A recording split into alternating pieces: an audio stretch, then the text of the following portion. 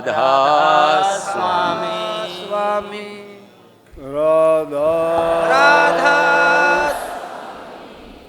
राधा।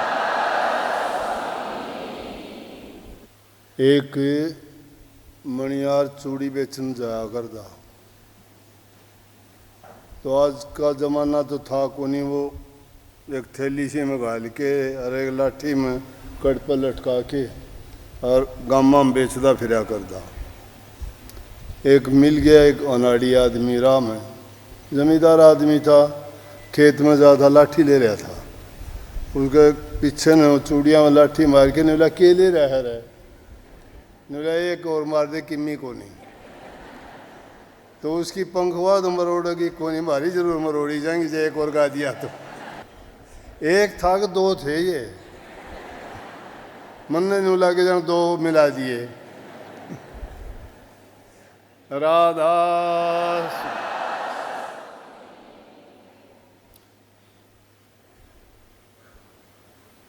प्यारे सेवादार भाइयों बहनों,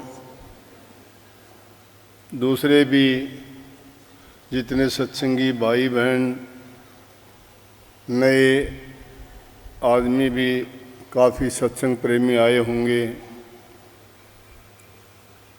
गुरु पर्व, गुरु पूर्णिमा के सत्संग का आनंद लेने के लिए कल वो दिन जिसका इंतज़ार था है, उससे पहले आप लोगों को काफ़ी समय सेवा करने का मिला। वो भी एक परीक्षा की घड़ी थी आपकी। इतनी गर्मी में पंखा, कूलर, एसी के सामने बैठ के भी लोग परेशान होते हैं। और मैं जब यहाँ से 10-11 बजे सत्संग करके गया तो इन बहनों को, भाइयों को, सेवादारों को देखा सड़क पे बुहारी निकालते, सफाई करते, पसीना पसीना, सूरज की गर्मी, हवा बिल्कुल नहीं, और फिर भी चेहरे पर इतनी खुशी, हंसी, खिले हुए चेहरे थे। जिस सेवा को करके आदमी आनंद उठाता है, वो सेवा तो फलीभूत पहले ही हो चुकी है। घर में उठ के हम पानी का गिलास लेने तक खुद के लिए भी कई बार सोचते हैं कि थोड़ी देर में उठ के पीऊँगा, बहुत गर्मी है, बहुत गर्मी है। और आप लोगों ने तो इतनी गर्मी में भी सफाई का कार्य जो किया, मैं तो उसको देख के बड़ा हैरान था और मालिक से प्रार्थना की कि जो जिन प्रेमियों ने ऐसी गर्मी में ये सेवा का बीड़ा उठाया है, मालिक इनकी सब तमन्ना इच्छाएं पूरी कर दे। सत्संगियों की इच्छा और तमन्ना क्या होती है? संसारी चीज़ों की चाह नहीं होती। सत्संगी, गुरुमुख, गुरु भक्त तो इसलिए आते हैं कि प्रभु उनको अपनी दया का पात्र बनाए, उन पर अपनी कृपा की मौज बख्शे, उनको सुख, शांति, समृद्धि, खुशहाली दे। दुनिया के पदार्थों की ज़रूरत नहीं, उनको अपने कल्याण की आवश्यकता है। वो इसके बदले में कुछ नहीं चाहते, सेवा करके मांग नहीं करते हैं। और मुख्य रूप से सत्संग, सारा का सारा सत्संग का भार सेवादारों पर ही होता है। सत्संग की सफलता सेवादारों पर निर्भर करती है। दूसरे लोग जो आपके सत्संग को देख के प्रशंसा करते हैं तो उससे हमें इतनी खुशी मिलती है, हमारे लिए सबसे बड़ा इनाम वो है। वो लोग कहते हैं कि आपके सत्संग में हम देखते हैं कि कितना सेल्फ डिसिप्लिन है, कितना उनका आपसी सिस्टम इतना अच्छा है कि किसी की ज़रूरत ही नहीं है वहाँ कोई ये नहीं कहने वाला बैठ जाओ, ये नहीं कहने वाला ये काम कर लो। कि एक सिस्टम से काम होता है। तो बहुत अच्छी बात है जिस कार्य में इस प्रकार का अनुशासन हो, ऐसी एकता हो, ऐसा प्रेम हो, तो वो काम तो पहले ही सफल हो चुका होता है। जिस कार्य की शुरुआत अच्छी हो तो उसमें ये गारंटी होता है किसी प्रकार की कमी या कोई किसी प्रकार की हानि की हमें अंदेशा नहीं रहता। आज भी बल्कि यहाँ से जाने के बाद एक आदमी का फ़ोन आया था, सत्संगी बैकग्राउंड का, सत्संगी है भी। बात होने लगी, जी आप तो बिजी हो गए आज तो। मैं हाँ भाई। बोला कल का सत्संग है। हाँ मैं कल का सत्संग है। बोला कल तो और भी ज़्यादा। मैं हाँ आपको तो पता ही है सत्संग में तो संगत इतने दिन के बाद आएगी तो बहुत। बोला लेकिन अपना जो सत्संग है वो औरों से अलग ही है। मैं क्यों ये बात आपको कह रहा हूँ कि वो आपको ये सर्टिफिकेट देते हैं लोग देखने वाले। आप जो यहाँ से शिक्षा लेके जाते हो, अच्छा काम करके इंसान अपना परिचय खुद देता है किसी को, और उसके बदले में कुछ हम मांगते नहीं, चाहते नहीं कि दूसरे लोग हमें ये कहें। उस चीज़ की ज़रूरत नहीं है हमें किस चीज़ की ज़रूरत है कि हम जो काम करते हैं वो पूर्ण रूप से सफल हो, अच्छा हो, उसको देख के सबको खुशी मिले, किसी को किसी प्रकार का कष्ट ना हो। सेवादार का मतलब, सेवक का मतलब दूसरे को कष्ट से मुक्त कराना है, दूसरे की आपत्ति विपत्ति के अंदर मदद करनी है। चाहे वो बूढ़ा बुजुर्ग है, चाहे वो बीमार है, चाहे वो किसी प्रकार से विक्षिप्त है, ऐसे लोगों की सेवा करने से इंसान का शरीर पवित्र होता है। तन की सेवा करने से तुम्हारा शरीर पवित्र होगा। अगर तन के रोगों से बचना चाहते हो, कष्ट और दुखों से बचना चाहते हो, तो तन से सेवा किया करो। और वैसी सेवा करते वक्त कोई भी ये ना देखा करो ये किस जाति का है, किस धर्म का है, या ये जीव है क्या, पशु है, पक्षी है, इंसान है। सेवा सिद्ध सफलता, सेवा विजय अपार, सेवा में मेवा मिले, सेवा में करता। सेवा करने वाले को कुछ मांगने की ज़रूरत नहीं। मालिक की दरगाह में उसकी हाज़िरी जो लगती है उसमें उसके नाम के सामने लिख दिया जाता है। जब इंसान भी किसी की मजदूरी नहीं रखता तो प्रभु किसी की मजदूरी रखेगा क्या? अरे दुनियादारी में किसी का काम करोगे तो वो उसके बदले में तुम्हें पगार देता है कि नहीं देता? तो जब इंसान किसी की मजदूरी नहीं रखता तो मालिक कैसे रखेगा? ऐसे ऐसे बहुत से उदाहरण गुजरे हैं, हुए हैं कि अनहोनी को भी होनी कर देते हैं मालिक। लेकिन इंसान के अंदर विश्वास दृढ़ होना चाहिए, उसका संकल्प पक्का होना चाहिए। इसीलिए मैं बार बार कहा करता हूँ, अगर तुम अपने संकल्प को दृढ़ बना लोगे और जो भी अपने मन में सोचोगे वो संकल्प शक्ति तुम्हारी बढ़ने से जो सोचोगे वही काम पूरा हो जाएगा। अगर तुम ध्यान करोगे निष्कपट होके, जब ध्यान करोगे तो तुम्हारी दृष्टि की सिद्धि हो जाएगी। जिस चीज़ पे भी दृष्टि पड़ेगी, मैं कहता हूँ उस दृष्टि से ही वो तुम्हारा काम पूर्ण हो जाएगा।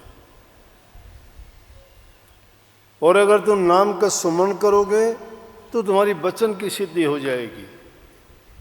जप करने से, नाम के जपने से, मंत्र का उच्चारण करने से, बार बार उसको याद करने से आदमी की जबान की सिद्धि होती है। सरस्वती माँ उसकी जबान पे आके बैठ जाती है।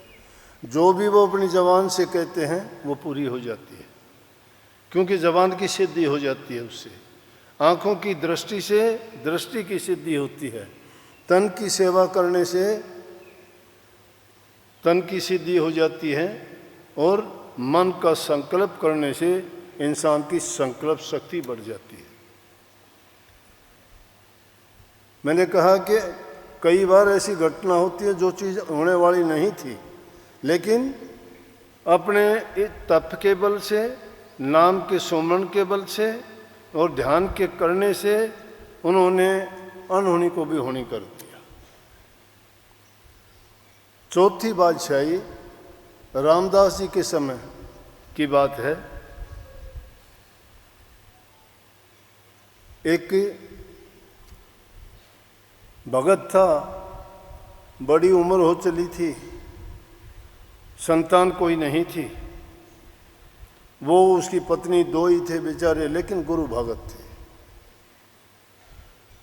सत्संग में जाते, सत्संग सुनते, गुरु के वचन का पालन करते, आराम से रहते, लेकिन संसारी आदमी होने के नाते से फिर भी उनकी इच्छा रहती कि संतान हो जाती तो अच्छा था। 70 वर्ष की उम्र हो गई, संतान नहीं हुई। जब इंसान की कोई ज़रूरत होती है, उसको जो कोई कहता है वो उसको पूरा करने के लिए कहीं भी चला जाता है। कहीं ज्योतिषियों के पास गए, कहीं पंडितों के पास गए, कहीं वैद्यों के पास गए, कहीं महात्माओं के पास भी गए। जो जगह जिसने कैसी जैसी भी कही वहाँ पर गए, लेकिन उनको कहीं से भी संतान की प्राप्ति नहीं हुई। बड़े निराश से होकर अपने घर में रहने लगे, लेकिन एक बात के पक्के थे। इस बात के पक्के थे कि टाइम पर अपने नाम का सुमरण करना, भजन करना, उसको कभी नहीं भूलते थे। और वैसे अगर देखा जाए तो आज के युग में तो इंसान की संसारी पदार्थों के पीछे भागदौड़ ज़्यादा हो गई। नहीं तो पिछले ज़माने में आदमी कैसे भी थे, 3 टाइम की नहीं तो 2 टाइम की तो संध्या जरूर करते थे। चाहे उनको राम राम का जाप करना पड़ो, चाहे ओम का जाप करना पड़ो, चाहे कोई भी उसको उनको मंत्र बता देते थे, उसी को वो मान के और उसी का सुमरण करते थे, ध्यान भी करते थे। कईयों की तो आदत हमने देखी थी कि जब तक शाम के टाइम वो ऐसी संध्या नहीं कर लेते थे, खाना नहीं खाते थे। और हिंदुओं में तो 3 टाइम की और मुसलमानों में 5 टाइम की नमाज बहुत बड़ी मानी जाती है। तो इस तरह से दिन गुजरते गए, ऐसे ही रहते रहते निराश थे, उदास थे बेचारे, दुखी थे मन से कि हमारी इच्छा तो पूरी हो ही नहीं। अब जिसको कुछ भी नहीं होता वो आखिर में आसरा और ओट किसकी लेता है? परमात्मा की लेता है।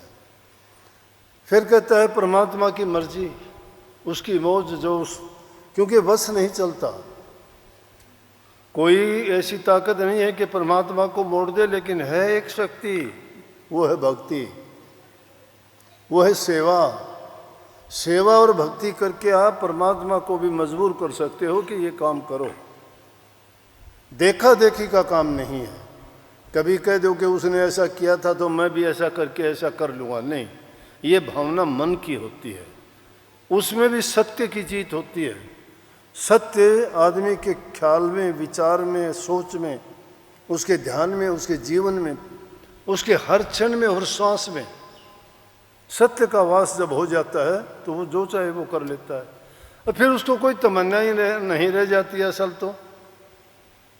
फिर तो प्रभु भी उसके पीछे पीछे भागा फिरता है कि बोल तू ऐसा क्यों, तुझे क्या चाहिए, मैं क्या दूं। और वो कहता है मुझे नहीं चाहिए कुछ भी, मुझे ज़रूरत नहीं है। जब सत्य को जब पा लिया तो उसको ज़रूरत क्या रहेगी। ये संसारी पदार्थों के पीछे हम जब तक भागते हैं कि जब तक हमें वो समझ नहीं है, ज्ञान नहीं है। और जो ज्ञान से परिपूर्ण हो गया उसको पता है कि झूठा है संसार सारा, किससे क्या नाता है तेरा। किसी से कोई नाता ही नहीं है, कोई किसी का दुख नहीं बटा सकता, कोई किसी के कर्म नहीं ले सकता, कोई किसी को उम्र नहीं दे सकता। जब ये काम नहीं कर सकता तो फिर किस काम के हैं दूसरे।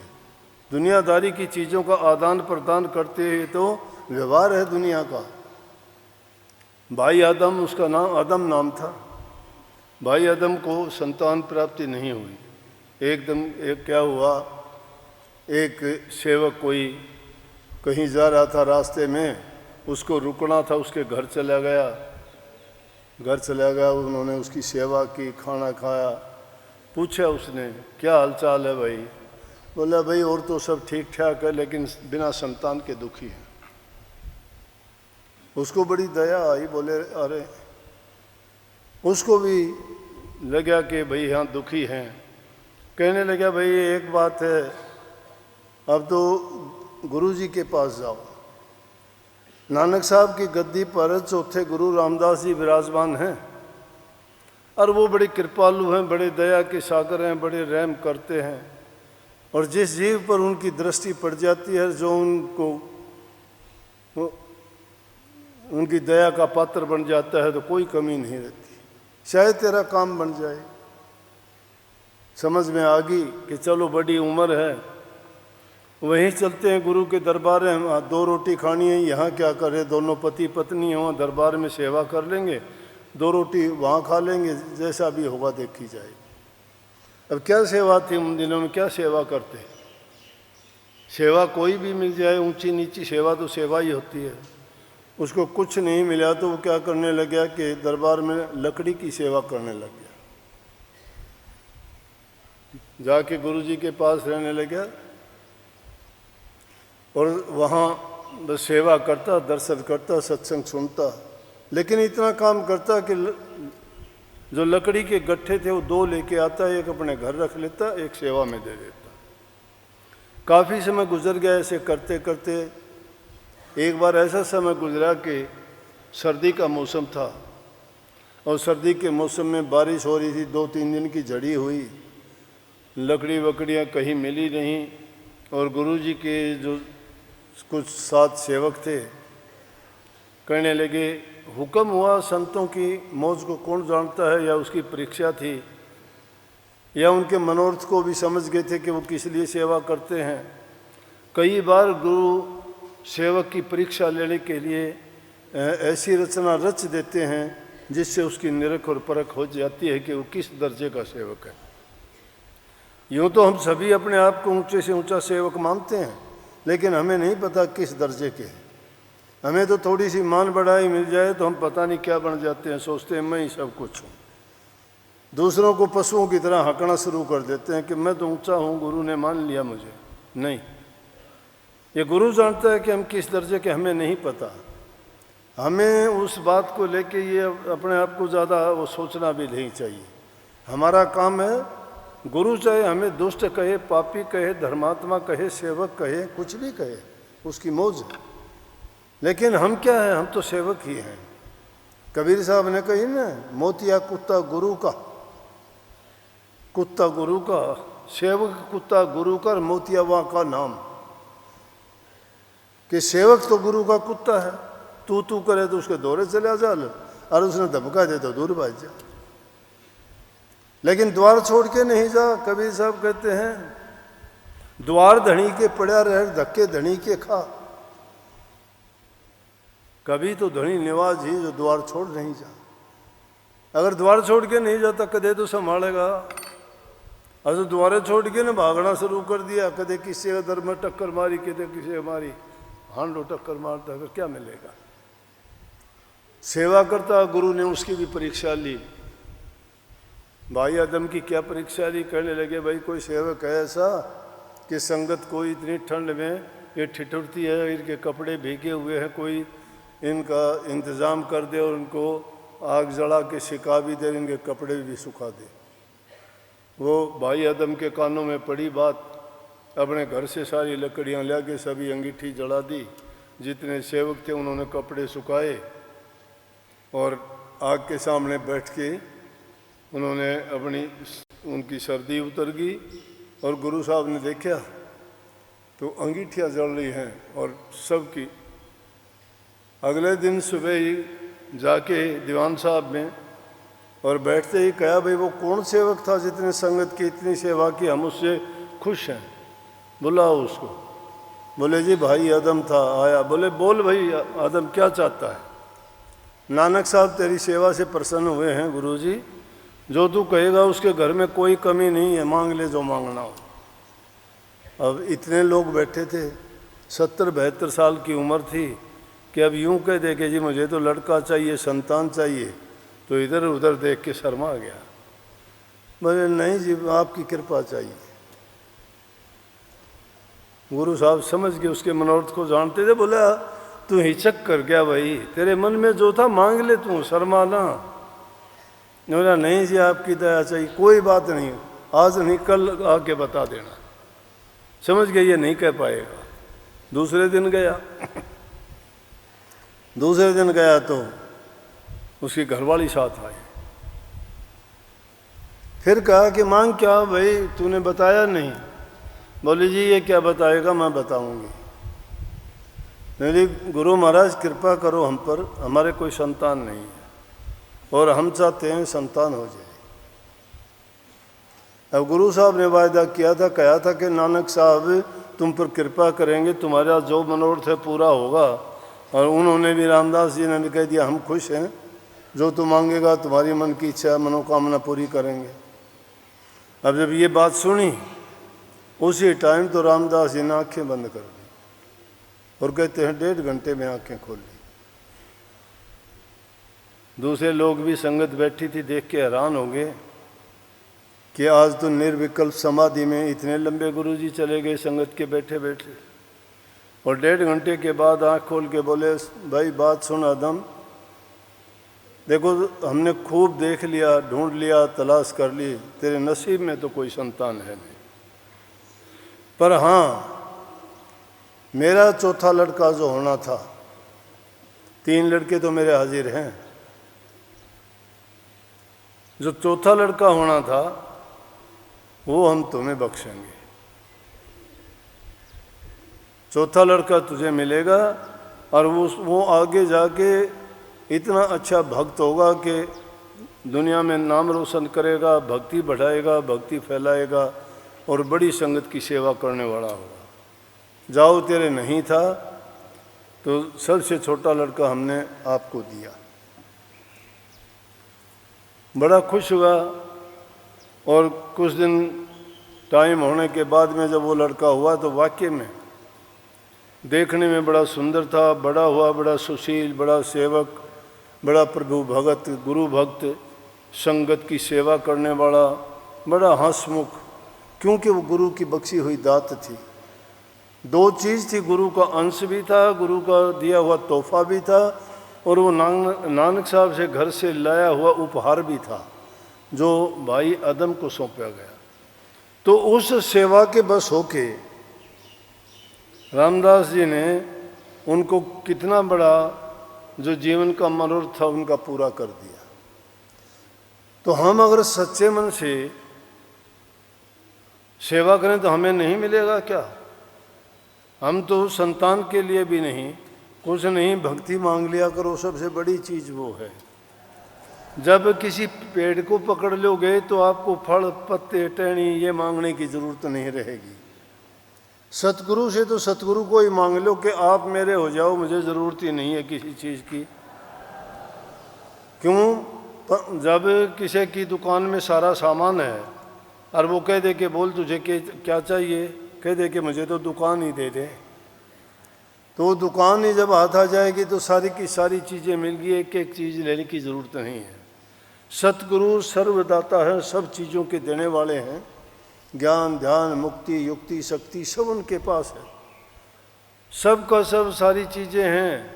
एक एक चीज़ करके मांगोगे तो ज़िंदगी बीत जाएगी। कितनी चीज़ मांगोगे, मांगते मांगते मर जाएंगे, मांग ख़त्म नहीं होती। लेकिन जब एक को ही मांग लोगे तो कुछ मांगने को रहेगा नहीं, सारी की सारी चीज़ एक में ही आ जाएंगे। तो कहा भी है कि सब आए उस एक में, डाल पात फल मूल, अब लेने को क्या रहा, जब गए पकड़ा मूल। मूल को ही जब हमने दृढ़ता के साथ पकड़ लिया है तो और चीज़ें हमें मांगने की आवश्यकता और ज़रूरत नहीं है।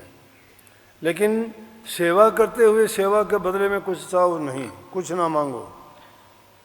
जो सेवा के बदले में तुमने मांग लिया तो वो तो सेवा नहीं है, वो तो चाकरी है, वो तो नौकरी है। नौकरी कर ली तुमने, अरे नौकरी प्रभु के घर की दर की करोगे, उससे मांगोगे कुछ? सब कुछ उसका है। हमारा फर्ज बनता है कि उसकी दर पे जाके वो सेवा का काम अगर मिल जाए तो धन्य हो जाएंगे हम। जिनके हमें दर्शन मिल जाएं, उनका आशीर्वाद मिल जाए, उनकी कृपा के पात्र बन जाएं, तो और हमें चाहिए क्या, और मांगना ही क्या है। मन की शुद्धि होती है, अच्छी विचार और अच्छे ख्याल हमेशा प्रभु से मांगने वाली चीज़ मांगा करो। गुरु के दरबार में जाते हो तो उनको प्रभु मालिक से ये प्रार्थना किया करो कि मेरे विचारों को अच्छे रखना, मुझे भटकने ना देना, मुझे पाप कर्मों में ना पड़ने देना। किसी भी प्रकार से मैं अज्ञानी हूँ, अनजान हूँ और कदम कदम पे गलतियाँ करता हूँ, भटक जाता हूँ। मालिक आपकी दया और आपकी कृपा के बिना मैं सही रास्ते पे नहीं रह पाऊँगा। इसलिए जब कभी भी मेरे कदम बहकें, मेरा मन बहके या मैं रास्ते से भटकूं, तो आप मुझे भटकने ना देना और यही कृपा मेरे पे बनाए रखना, और मैं ये चाहता हूँ। अगर कुछ भी तुम भजन बंदगी नहीं करते हो तो ऐसी प्रार्थना रोज़ाना सुबह उठ के अगर तुम करोगे, ये करते करते ही मैं कहता हूँ तुम्हारी पुकार सुनी जाएगी। जो इंसान पुकार करता ही नहीं है उसकी सुनेगा कौन है? जो कुछ बोलता ही नहीं, कहता नहीं, उसकी कौन सुनेगा? अगर तुम पुकार करोगे सुनी जाएगी।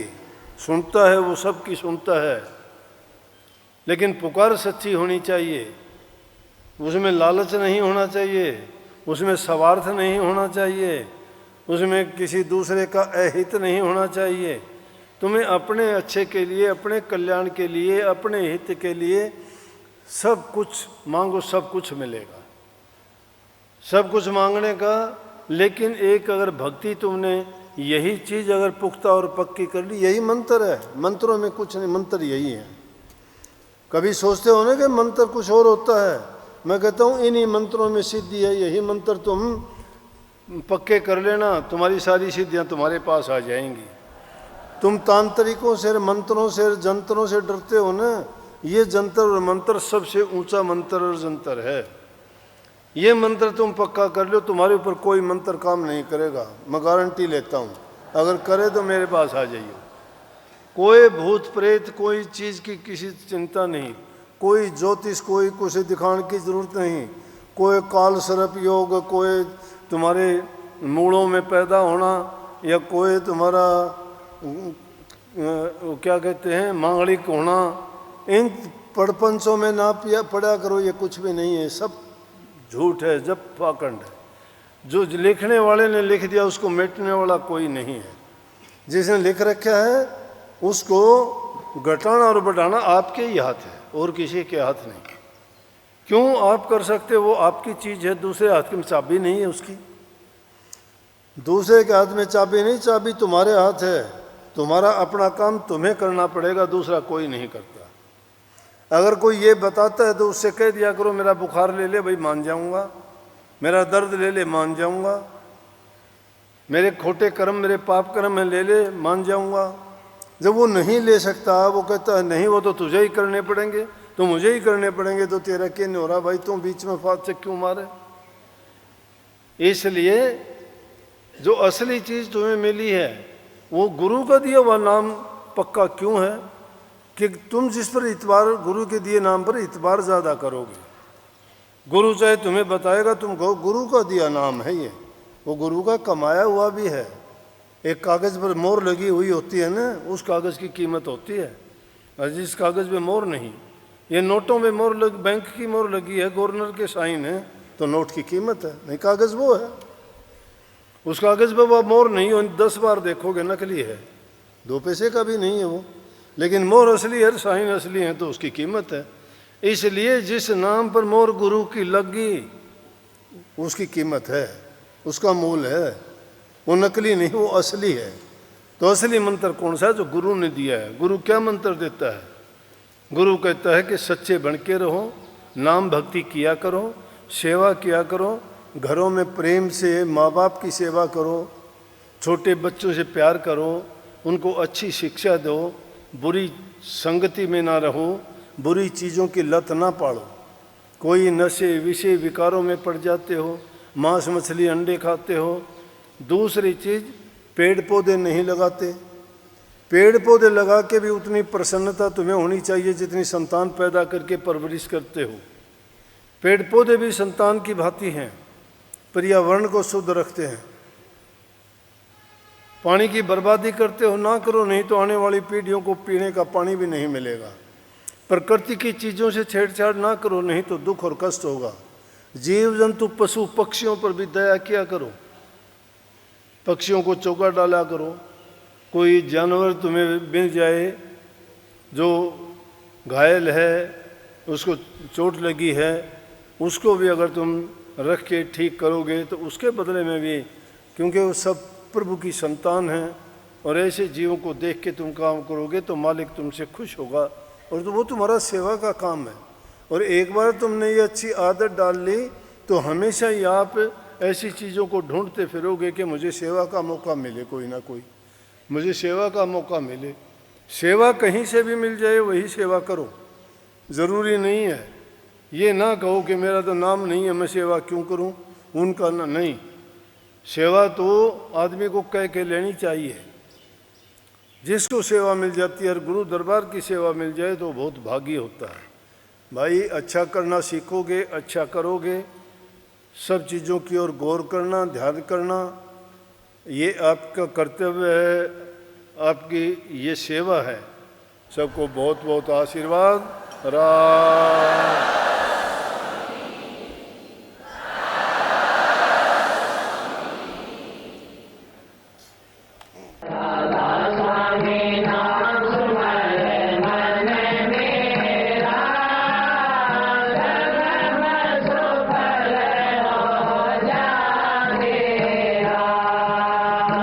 हमारे संत वाणी चैनल को सब्सक्राइब करें, वीडियो को लाइक करें, शेयर करें और हाँ, बेल आइकन पर क्लिक करना बिल्कुल ना भूलें।